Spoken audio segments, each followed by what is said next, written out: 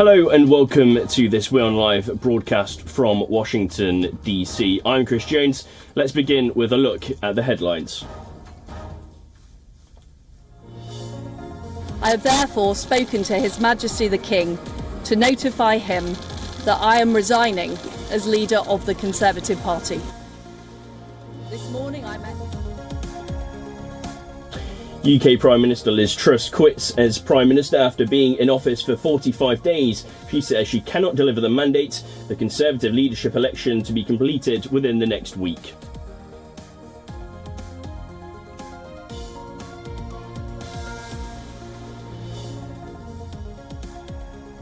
UK Labour leader Keir Starmer demands an immediate general election after Prime Minister Liz Truss resigned following just 6 weeks in charge.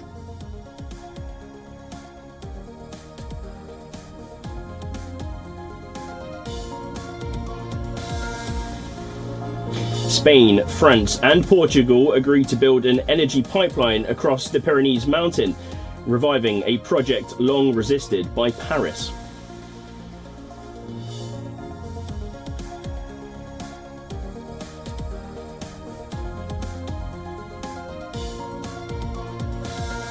Russia claims the West is seeking to put pressure on Tehran with accusations that Moscow is using Iran-made drones in Ukraine.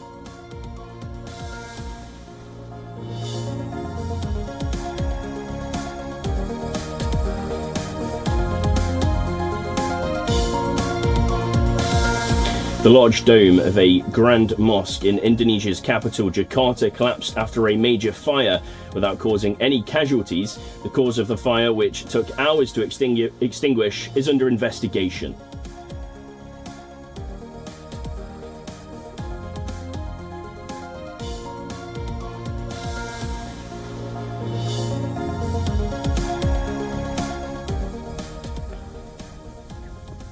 Well, we start our bulletin with the biggest news coming from the UK, and that's that Liz Truss has resigned as Prime Minister. She said she could not deliver the mandate for which she was elected. She says there will be a Conservative leadership election to be completed within the next week.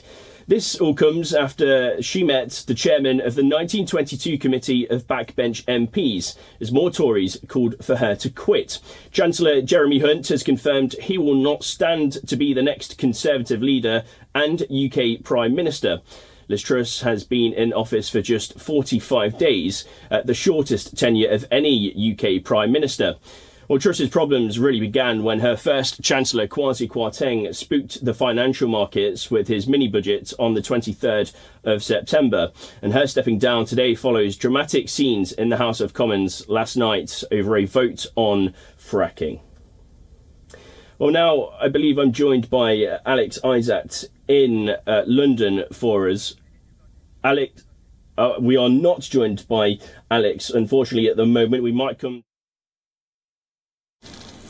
I came into office at a time of great economic and international instability. Families and businesses were worried about how to pay their bills.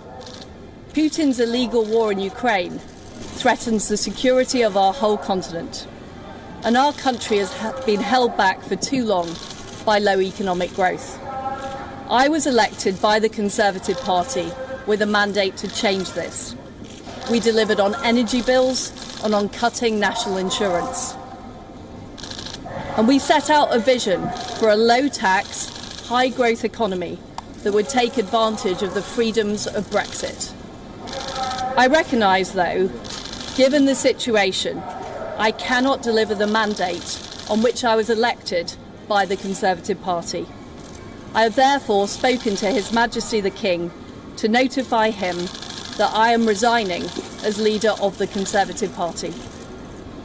This morning I met the chairman of the 1922 committee, Sir Graham Brady. We've agreed that there will be a leadership election to be completed within the next week. This will ensure that we remain on a path to deliver our fiscal plans and maintain our country's economic stability and national security. I will remain as Prime Minister until a successor has been chosen. Thank you. I have spoken to the party chairman, Jake Berry, and he has confirmed that it will be possible to conduct a ballot and conclude a leadership election by Friday the 28th of October. So we should have a new leader in place before the fiscal statement, which will take place on the 31st. Well, we are now joined by Laura Macon-Isherwood in London for us. Laura, thanks for joining us. Just give us a sense of how big this really is. I mean, it is massive. Of course, we've seen turbulence over the last few weeks within the Conservative Party since Liz Truss basically took office. She, of course, was elected by members of the Conservative Party. She pushed forward this plan for a low-tax economy when that was actually set out by her and her Chancellor, or former Chancellor, should I say, Kwasi Kwarteng.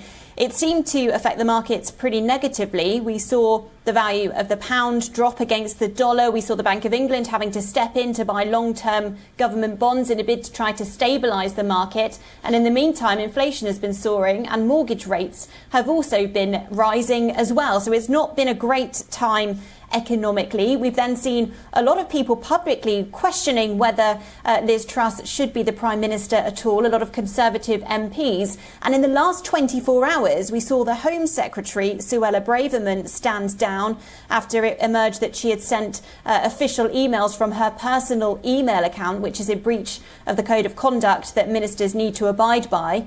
And then we heard last night that in Parliament there were accusations that the Conservative Party were manhandling or bullying MPs in order to try to get them to vote in the way that the party wanted them to. Now, the Conservative Party have denied that has happened. However, an investigation is underway now from the Speaker of the House of Commons, Sir Lindsay Hoyle, to try to establish what the facts were around that incident or proceedings last night.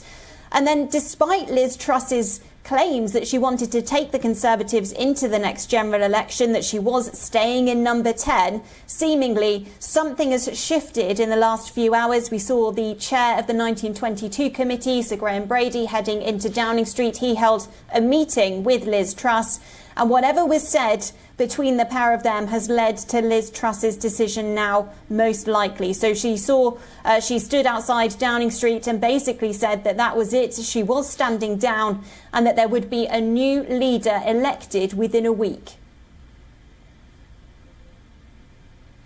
And as you say, Liz Truss gone, a new leader within a week. What really happens now? Talk us through that process. What goes on now in Parliament?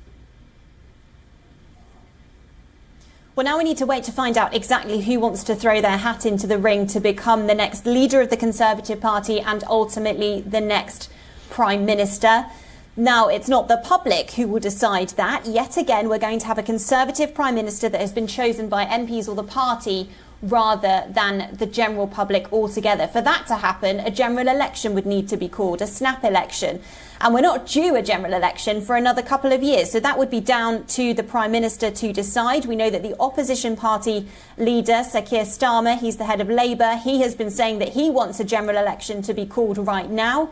It might not be something that the Conservatives want, though, given that they are so behind in the opinion polls at the moment. Labour are the favourites to win if an election was called right now. So probably a risky move from any Prime Minister in a Conservative government to do that. So now we're looking to see who wants to take that job. We're hearing that the current Chancellor, who was appointed by Liz Truss, Jeremy Hunt, does not want to stand. He's tried for that top job a couple of times before and never made it. We're also waiting for clarity on whether Penny Mordaunt, perhaps Rishi Sunak, other prominent members of the cabinet as well might consider themselves eligible to try for this, but we won't get an official list probably for a while. However, it's going to be a speedy decision made by MPs, by the Conservative Party here, because they want a new leader elected within a week. There's not a lot of time to get this sorted, and previous leadership races have lasted for weeks on end. So this is pretty unprecedented. 45 days in office from Liz Truss, the shortest Prime Minister in British history. She's already notified the King that she's standing down, and now the British public are waiting to find out who will be their next leader, and then we'll have to work out whether they approve of them. Yeah, lots of decisions to be made within the Conservative Party in the coming few days, that's for sure. Laura, thanks so much for joining us. That's Laura Macon-Ishwood from London there. And we can get more on this emerging story now with Mike Buckley, a political analyst and senior journalist. He's also in London. Mike, thanks so much for joining us. We heard a bit about the polls there from Laura. Just how damaging is all of this going to be for the Conservative Party?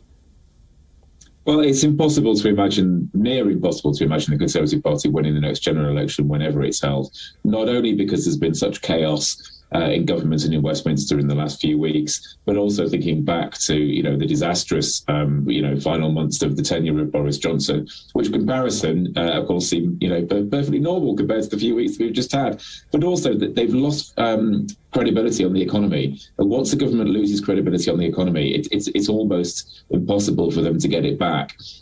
We saw that in 1992, when the Conservatives were last in government. They lost economic credibility, and then they limped on for another 5 years before losing, very, very badly to the Labour Party at the next election. And it seems likely that something like that will occur this time around. There is lots of talk of a general election in imminent months. And my own view is that remains unlikely, because you would have to have a lot of Conservative Party MPs voting themselves out of a job, because they're far behind in the polls. There was a poll a couple of days ago, and I would imagine things have got worse now, but there was a poll a couple of days ago putting Labour 36 points ahead on 56% to the Conservatives 20%. And that is unprecedented. There is no reason why a governing party who can choose when the next election is, for the next couple of years at least, would put themselves, in an election position at this point, knowing that they would be reduced to, a handful of MPs. They're just not going to do it. I mean, hundreds of people would have to decide, yes, I want to make myself unemployed. So I remain sceptical on that, but I do remain very pessimistic about what the next couple of years of government will look like. And that has serious implications. I mean, in all of this has serious implications for people's lives in the UK. Our economy is in serious trouble. We've got 1 in 4 families with children not able to feed themselves for 3 meals a day. And 1 in 8 people without children unable to feed themselves 3 meals a day, 7 days a week. We're in serious trouble, and we haven't got a government that is dealing with the problems at the roots of that, or dealing with the fact that people in our country now are really struggling to meet the cost of living. Yeah, serious trouble indeed, politically and domestically, for lots of people across the UK right now. Mike, thanks so much for your insight and for joining us here on WION. Through his work on conservation. Secretary of State, this is Emma from Reuters. Hi, Emma. Hi, thank you. Hi. Very close contacts of ours here in Geneva. Very good. Thanks for agreeing to meet Not with us. at all, that's fine. Mr. Speaker, in the hours. Well, next today, the United States midterm elections will be held on November the 8th. All 435 House of Representatives seats are up for election, as well as 35 of the 100 senators. Campaigns are heating up by both Democrats and Republicans, this even as the future of President Biden's political career remains at stake in the coming polls. In the latest, Biden said issues like abortion and the economy are key, and just 3 weeks from the US midterm elections, President Joe Biden's approval rating stayed close to the lowest level of his presidency. Biden's unpopularity is helping drive the view that Republicans will win control of the US House of Representatives on November the 8th, though experts say Democrats have a better chance of keeping the Senate. According to the latest polls, 26% mentioned worries over the economy as the top issue, while 18% listed inflation, which is at its highest rate in 4 decades. During his impassioned speech on abortion, the president tapped into widespread anger over the Supreme Court's decision to overturn the half-century-old Roe versus Wade ruling. Later, the US president will campaign alongside Senate candidate John Fetterman in Pennsylvania, which is ground zero in the Democrats' struggle to avoid a wipeout in the midterms. Biden will visit both Pittsburgh and Philadelphia, touting his administration's signature infrastructure spending package. Analysts say Pennsylvania is among a handful of races Democrats must win to keep the Senate after November the 8th, while the tussle for the House is even tougher. Biden's attempts to shift momentum have so far had limited effect. Virtually all of the COVID debt, virtually all of the COVID support. What we're doing is how to pay for these programs and jobs, more than any administration has done in the first 6 months of being in office. Again, thanks to all of you. And with our bipartisan infrastructure framework, so I think it's time for us to stop now so we can get started with our meeting. This report as to where I think we are and the job you're doing in the first 6 months. The pandemic. I know folks are watching the number of cases rising again and wondering, quite frankly, what it means to them. But overall, COVID-19 deaths are down dramatically, and these last 6 months, especially with the Delta variant that's out there. While COVID-19 cases are rising, virtually all of the COVID death, virtually all of the COVID support, what we're doing is how to pay for these programs and jobs, more than any administration has done in the first 6 months of being in office. Again, thanks to all of you. And with our bipartisan infrastructure. Well, we're joined by Susan Tehrani now from New York. Susan, thanks so much for joining us on WION. Just how key is places like Pennsylvania in these upcoming midterms? Pennsylvania is a key swing state. It's often a barometer on what happens for the rest of the country. We often see states like Pennsylvania really garner headlines when it comes to issues of governing crime, industry, and labor. So it's extremely important, and that's why we see that the president is heading over there today to talk about his agenda and his infrastructure plan on the one hand, and then privately campaign with Senate Democratic contender, the incumbent John Fetterman, on the other, in hopes of winning Pennsylvania in a very tightly knit Senate race right now against Republican Dr. Mehmet Oz. What's interesting is that we haven't really seen John Fetterman publicly campaign with President Joe Biden. We will see them side to side today. And one of the reasons for that is because the president himself is facing such low approval ratings. However, when it comes to the issue of infrastructure, bridges, tunnels, so on and so forth, that's something that the president likes to be front and center on. And I think that's why that John Fetterman wants to stand next to Joe Biden. But it's one of the states that will be detrimental in which side the Senate moves towards ultimately. So it's very important to watch. Dr. Oz endorsed by Donald Trump, John Fetterman talking about legalizing weed. Before he said he's been anti-fracking. Now he says he's pro-fracking. A lot of parts of Pennsylvania rely on energy and fracking at a time when gas prices are very high. That's going to be a determining issue. So really, one might say it's ground zero right now. And we've heard Republicans and Democrats both, give out what they're looking to get voters on side for leading up to these midterm elections. Just how do the Democrats sit right now, 3 weeks away from the vote? Right. It's interesting when we talk about, let's just talk about Pennsylvania, for example. There are so many determining factors right now. For example, inflation, the economy, gas prices going up. But the problem is someone like John Fetterman, who's running for the Senate, he's focusing on issues, again, like legalizing weed or being soft on crime. And he's not really focusing on issues that are important to mainstream voters. And then on the other hand, you have the majority of Democrats really pushing for the the pro-life and abortion agenda at a time when even a New York Times poll recently came out and said that only 5% of the population, at least those that were polled, said that abortion is their major priority. So it's very hard to determine whether or not they can get back on track on the economy and inflation at a time when the economy is doing so bad, and whether or not they have an alternative right now to President Biden's agenda. Although he is not on the ballot, at the end of the day, his policies are, and whether they like it or not, they're part of his party. That's Susan Tehrani in New York. Susan, thanks so much for joining us and giving us your insights on that story. Susan in New York there. Well, shifting tracks to basketball now, the star-studded Brooklyn Nets side began their NBA campaign with a defeat to the New Orleans Pelicans.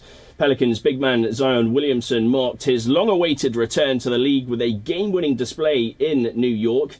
Like most other big teams, the Nets endured a turbulent off-season. Two-time Finals MVP Kevin Durant initially handed in a trade request to Williamson, who was making his first league appearance in 17 months. The 22-year-old had not played since May 2021 due to a foot injury, but gave a reminder of his precocious talent with 25 points and 9 rebounds, all that in just a 30-minute appearance. With the 2019 draft top pick back in their ranks, the Pelicans could be a real threat to the likes of the Golden State. Fills the lane and gets the bucket. New Orleans. I don't read lips. I'm speculating. I think I was just too excited, honestly. But it was just great to be out there. You know, as the first game, obviously you want to win, but we know the reasons we lost. There's multiple reasons we lost, and those are things we can fix. You know, we know that's not us as a team. I think, you know, there's a lot of jitters out there early on, but it was good to get that one out of the way. Now, we all love bloopers, don't we? Those rare moments of mishap caught on camera that give us a good laugh. But what about animals? What funny moments can they be captured in? What is the funniest animal photograph of the year? We will find out soon, as the finalists for the Comedy Wildlife Photography Awards 2022 have been announced. Take a look at this report. Well, that's all we have time for today on WION World is One. Thanks for joining me. I'll see you again very soon.